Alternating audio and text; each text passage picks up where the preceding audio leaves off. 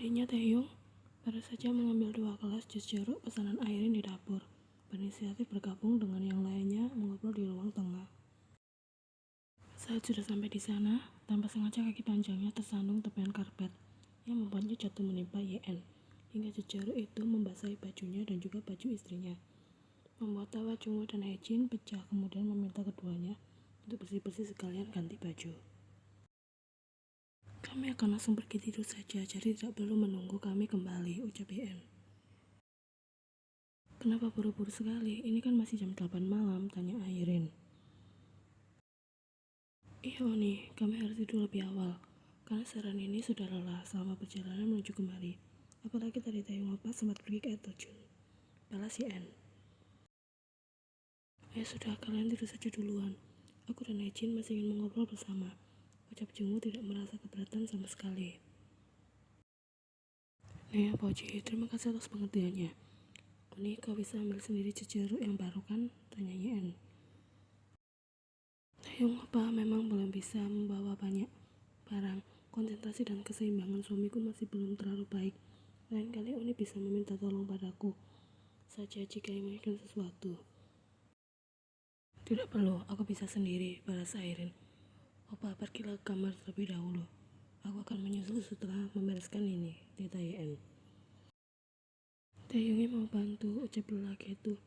Tidak perlu, aku akan melakukannya dengan cepat, lala Yen. Basuh tubuhmu agar tidak mengundang semut datang. Iya boya, balas Taehyung menurut, yang kemudian melangkah menuju kamar. Kalau bisa setelah ganti baju keluar lagi. Aku masih ingin mengobrol dengan Taehyung, minta Airin saat melihat Yen sudah mengepel lantai dan Haejin turut membantu di sana. Biarkan saja Airin, kau ini seperti tidak tahu pengantin baru saja, kata Haejin. Yen sudah tersenyum di sana menambah kadar curiga Airin. Siapa tahu kan pulang dari sini kami dapat kabar bahagia, lanjut Haejin. Sudah ya nah, susul Taehyung sana, biar aku yang melanjutkan ini. Nih Omoni, terima kasih. Mana bisa begitu? Airin sudah menunjukkan raut kesalnya di sana. Jangan ajak Taehyung begadang malam ini dan segera tidur saja. Besok pagi kita sudah sepakat untuk pergi ke air terjun kan? Jangan khawatir Oni, kami akan bangun pagi. Tapi kalau masalah begadang itu beda urusan. Ian sudah tersenyum jauh sebelumnya pergi dari sana. Apa itu sebuah kode tersirat? Tanya Jungwoo. Sepertinya, jawab Haejin dengan senyum geli mengingat tingkah menantunya itu. Sudah jelas-jelas Airin terus berusaha memojokkan Yen, namun gadis itu tidak merasa terintimidasi sama sekali. Setelah berjaya dengan Seokjin, aku akan mengenalkanmu pada para putra dari rekan bisnisku. Kau tinggal mendatangi ajar kencan buta itu saja. Siapa tahu ada satu yang cocok denganmu, ucap Jungwoo. Aku tidak minat Topoji, balas Airin datar. Coba saja dulu, tidak ada salahnya kan? Haejin itu bersuara, tapi laki-laki Airin hanya menolak. Airin, Om ini tahu, kau mungkin merasa bersalah. Tapi apa sudah terjadi pada Taehyung, kami anggap sebagai takdir dari Tuhan. Kami berdua tidak pernah menyalahkanmu. Jadi jangan terus terpuruk. Haejin memberikan nasihat. Karena Taehyung sudah bahagia dengan gadis pilihan kami, kau pun juga harus sudah mulai menata hidupmu sendiri dan menjadi bahagia juga. Bukan berarti kau harus hidup bersama Taehyung, terus berada di sisinya, sebagai bentuk dari tanggung jawab. Kami tidak bisa membiarkanmu melakukan hal itu, karena kau juga punya hak untuk menentukan pilihanmu sendiri. Kali ini Jungwoo yang bersuara. Apaji dan Omone terlalu cepat mengambil keputusan, bahkan diam-diam melakukannya di belakangku saat aku sedang tidak berada di sini. Padahal aku sudah mengatakan akan menyelesaikan semuanya setelah pulang dari luar negeri kan. Tidak yang perlu diselesaikan Airin. Ini sudah yang terbaik bagi kalian berdua. Aku hanya tidak mau rasa bersalah itu menjadi sebuah rantai pengikat bagi kebebasanmu, ucap Haejin. Jadi hentikan semuanya. Perlakukan Yen dengan baik juga karena di antara kita semua hanya Yen yang paling tak tahu apa-apa di sini. Omoni salah paham. Bukan tanpa alasan aku ingin hidup bersama Taehyung. Bukan hanya sekedar karena rasa bersalah, melainkan aku benar-benar mencintainya. Ucap Airin berhasil membuat Jungwoo dan Haejin merasa sangat terkejut. Aku baru menyadari jika selama ini Taehyung yang selalu ada untukku, memberikan yang terbaik untukku, juga rela berkorban untukku. Semua hal tentang dia adalah untukku. Lantas ketika kalian menjodohkannya dengan seorang gadis asing, bagaimana bisa aku diam di saat perasaanku ini dipenuhi oleh rasa cemburu? Sontak Airin putus asa. Airin, kau. Mulai saat ini, izinkan aku meraih kebahagiaanku. Aku pun yakin jika Taehyung juga pasti akan merasa bahagia jika tahu perasaannya padaku telah terbalaskan. Airin menyela ucapan Haejin. Cukup Airin, saat Jungwoo kelihatan marah. Baru kali ini Airin melihat laki parubaya itu seperti ini. Han Ye-en telah bergabung menjadi keluarga kami. Dia adalah menantu kami untuk saat ini dan selamanya. Perasaan pada Taehyung itu adalah urusanmu sendiri. Untuk kebaikanmu, lupakan saja perasaanmu itu dengan segera. Airin tidak menyangka dia akan mendengar kalimat ini dari mulut Jungwoo. Lelaki yang dianggap sudah seperti ayah sendiri, yang selama ini selalu mendukungnya, kini berbalik untuk menyerangnya. Airin tidak bisa membendung perasaan sedihnya. Taehyung tersentak ketika Yen tiba-tiba masuk ke dalam kamar mandi. Padahal Taehyung belum selesai dengan kegiatan bersih-bersihnya. Lelaki itu tampak takut jika Yen akan mengomel, karena dia sudah terlalu lama main air di sana. Taehyungnya sudah selesai, gumam Taehyung lirih. Belum, balas Yen. Lelaki itu segera menunjukkan raut tak mengerti. Aku juga mau mandi, opa. Yopo ya mau mandi bersama Taehyung, tanyanya. Nih, tanpa ragu dan rasa canggung, Yen segera melepas pakaiannya, hingga hanya menyisakan kain yang menutupi daerah, sementara Taehyung di sana menatapnya tanpa kedip. Yen kemudian berjalan mengambil Taehyung dan ikut masuk ke dalam bathtub tempat lelaki itu berendam.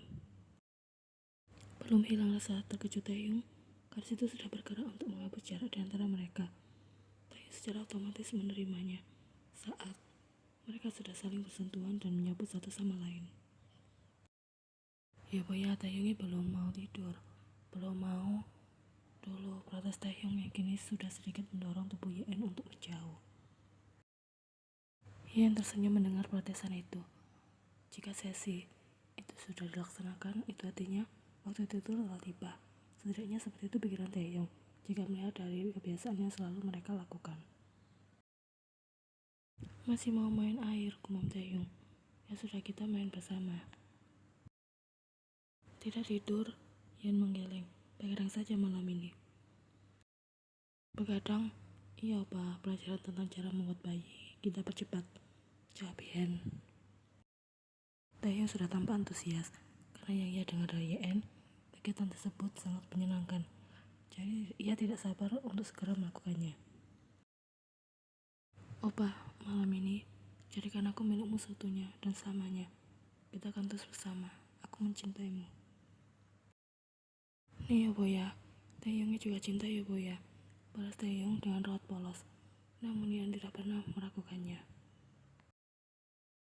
Ketika tangan Yen mulai menyusup masuk ke dalam air, memberikan sentuhan lembut pada milik Taehyung di sana, kedua mata lelaki itu sudah terbelalak terkejut. Yoboya, apa yang Yoboya lakukan? Kenapa pegang milik Taehyung? Tanya Taehyung dengan suara tercekat.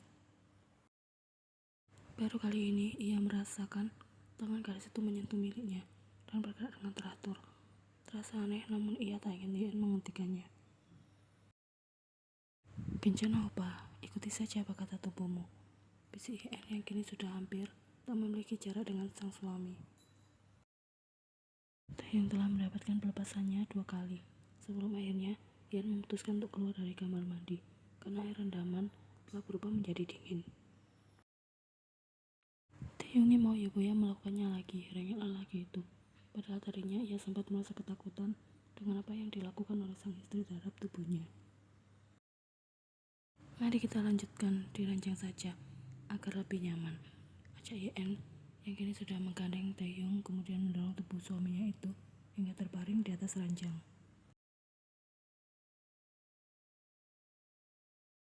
Keduanya sudah sama-sama polos dan Yen kemudian menyusul naik ke atas tubuh sang suami, mengejar leher lelaki itu hingga membuat Taehyung melongo pelan. Yen semakin turun ke bawah membuat nafas Taehyung semakin berat. Dengan wajah merah padam, melihat milik suaminya itu sudah terbangun sepenuhnya, Yan menyadari jika kini Taeyong sudah siap. "Opa, mari bertukar posisi," bisik Yan. Taeyong menurutinya dengan segera. Lelaki itu kini sudah berada di atas Yan. Nafas keduanya telah memburu, sama-sama siap menuju ke tahap selanjutnya. "Opa, pelan-pelan saja. Tolong kontrol dirimu, karena ini pertama kalinya bagiku," ucap Yan lirih sebelum ia membiarkan Taeyong mengambil alih untuk memasukinya. Bukan kenikmatan yang Yan kejar, tidak pernah berekspektasi terlalu tinggi karena keadaan Taeyong juga jauh dari kata sempurna. Yan hanya ingin membangun ikatan dengan lelaki itu, sebagai tanda jika Yan adalah satu-satunya. Ketenangan gadis itu telah terusik sepenuhnya, setelah tanpa sengaja telah mendengar pembicaraan Airin, Junwo, dan juga Haejin tadi. Yan tidak peduli untuk menjadi egois saat ini. Taeyong adalah keluarga satu-satunya yang ia miliki. Jika nanti Taeyong mendapatkan ingatannya kembali, kemudian sifatnya mulai berubah dan melupakan Yan, ia akan menggunakan benih mereka untuk membawa suaminya itu kembali ke pelukannya. Yan hanya tidak ingin kehilangan tempat untuk pulang dan bersandar. Ia akan melakukan cara apapun untuk mengikat Taeyong tetap berada di sisinya. Ketika Yan bangun di pagi hari, ia bisa menemukan Taeyong yang masih terlelap di sebelah. Gadis itu kembali teringat dengan kejadian kemarin malam. Secara otomatis, membuat tangan Yan terulur untuk menyisir rambut-rambut Taeyong dengan jari-jari tangannya. Karena perbuatan Yan tersebut, Taeyong kemudian terbangun. "Pagi opa ya," sapanya dengan suara serak. "Pagi opa," balas Yan dengan senyum tipis. Keduanya masih berada di dalam selimut yang sama, dengan tubuh sama-sama polos. Setelah kegiatan semalam, mereka memang belum sempat untuk membersihkan diri dan langsung tertidur karena sudah merasa lelah. Kapan bayinya datang? Taeyong ingin menunjukkannya pada Apa dan Oma. Yan tersenyum sembari membelah wajah suaminya itu. "Belum bisa dipastikan, Opa." "Apa minggu depan, Yobo ya?" "Tidak." "Lalu kapan?" tanya Taeyong masih belum puas. "Entahlah, kita harus melakukan kegiatan seperti kemarin malam secara rutin jika ingin bayinya segera datang," jawab Yan. "Lakukan lagi sekarang," Taeyong suka. Yan menatap Jandini di sana. "Belum bisa sekarang. Kita harus bersiap-siap karena sudah janji akan pergi ke air terjun kan? Apoji, Amoni, dan Airin Uni menunggu kita." "Taeyong mau pergi ke air terjun. Kalau begitu ayo kita bersiap-siap," ajak Yan. "Kalian terlambat 15 menit, ucap Airin begitu melihat Yan dan Taeyong baru saja menyusul ke bawah. "Tidak apa-apa," Yan makin saja harus menunggu Taeyong yang belum bangun. Anak itu kan bangun tidurnya tak menentu, bela Junwo. "Tapi kita kan sudah sepakat turun ke bawah pada jam 7 pagi. Airin masih tak bisa terima. "Miane Oni, apa memang tidak bisa berhenti jika sudah main air?" ucap Yan meminta maaf, karena tak enak juga pada Junwo dan Haejin.